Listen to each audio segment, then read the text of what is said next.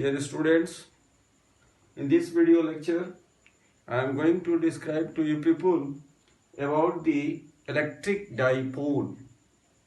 आज के इस कार्यक्रम में हम इलेक्ट्रिक डाइपोल के बारे में तुम लोगों को सिखाने जा रहे हैं।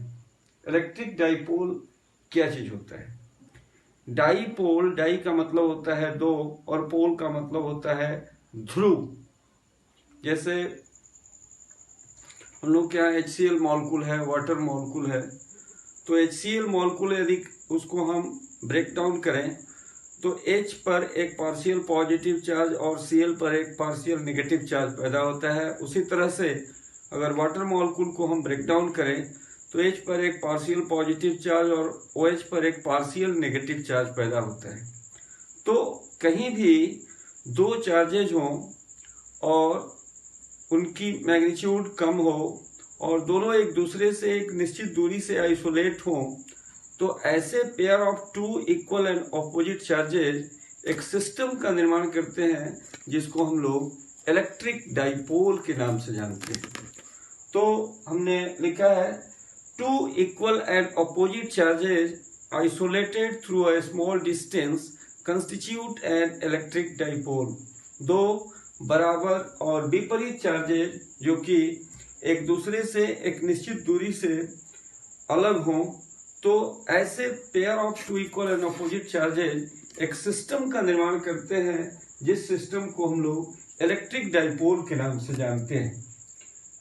इलेक्ट्रिक डाइपोल के हम लोग के यहाँ जो उपलब्ध एग्जाम्पल्स है, जैसे HCl मॉलिक्यूल हुआ, H2O मॉलिक्यूल हुए, CH4 हुए, उसी तरह से CO2 मॉलिक्यूल्स हुए।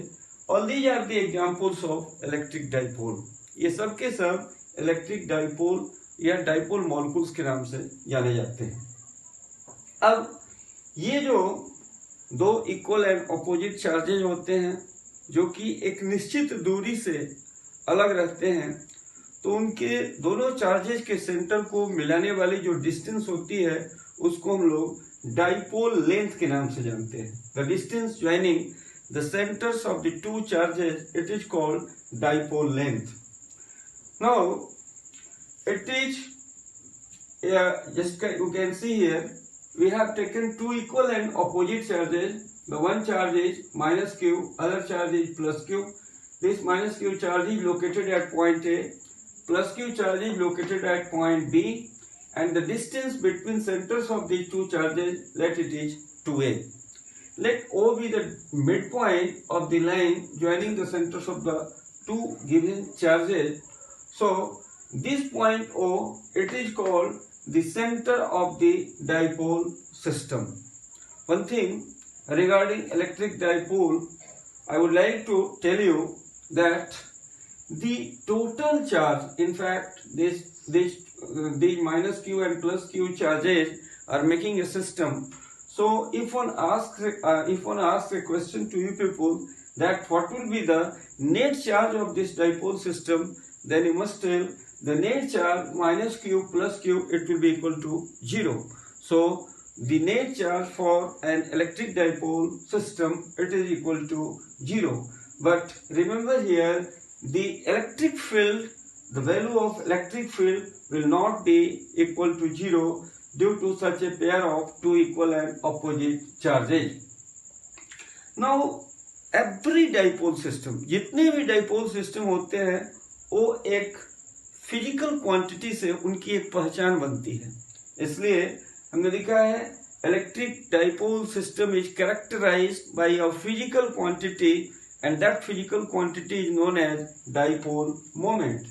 यानी जितने भी इलेक्ट्रिक डाइपोल सिस्टम होते हैं उनकी पहचान बनती है एक खास फिजिकल क्वांटिटी से, जिस फिजिकल क्वांटिटी को हम लोग डाइपोल मोमेंट के नाम से जानते हैं।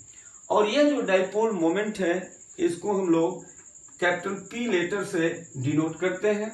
और थोड़ा सा इसके बारे में भी जान लें, इस डाइपोल मोमेंट के बारे में, कि यह जो डाइपोल मोमेंट है यह एक वेक्टर क्वांटिटी है और इस फिजिकल क्वांटिटी जो कि एक वेक्टर क्वांटिटी है, इसका जो डायरेक्शन है कन्वेंशनली, यानी यह माना गया है कि इसका जो डायरेक्शन है from minus Q 2 plus q along the line joining the center of these two charges. अर्थात यह जो डाइपोल मोमेंट होगा, इस डाइपोल मोमेंट P का direction along the line AB, along this line AB, this line is AB and this line is joining the center of the two charges and its direction is from minus q to plus q. So we make a sign of arrow. This sign of arrow, it is representing the dipole moment vector P.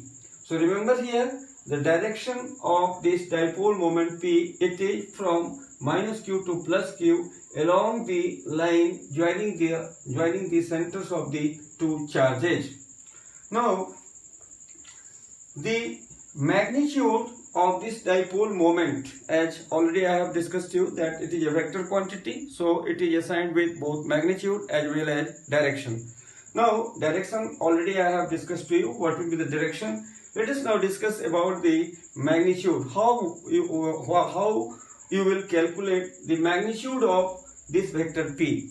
So remember here, the magnitude of dipole moment P, it is given by magnitude of either of the two charges multiplied by the distance between these two charges. अर्थात dipole moment P की magnitude को calculate करने के लिए दोनों में से किसी एक चार्ज का मैग्नीट्यूड, चाहे माइनस क्यू हो या प्लस क्यू, दोनों का मैग्नीट्यूड प्लस में होगा. इसलिए हमने क्या किया कि दोनों में से किसी एक चार्ज का मैग्नीट्यूड क्यू लिया और इन दोनों चार्जेस के बीच की जो दूरी है उसको हमने 2a लिया. इस तरह से डाइपोल मोमेंट P की मैग्नीट्यूड हम कैलकुलेट करते हैं इस फार्मूले से. Mod of vector P, it is equal to 2aq.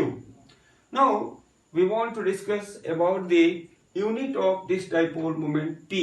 In SI system, the unit carried by this dipole moment P, it is coulomb into meter. Since it is the product of charge and distance, and the charge has got the unit coulomb and distance it is meter. So SI unit of P, it is coulomb into meter. Now it is important to you people that its practical unit is dBi. And this dBi is denoted by capital D, and 1 dBi, it is equal to 1 by 3 multiplied by 10 to the power minus 29 coulomb into meter. Thanks a lot. In next video class, we will discuss about the expression of electric field intensity at two different situations, first at axial line and then on equatorial line. Let us make end.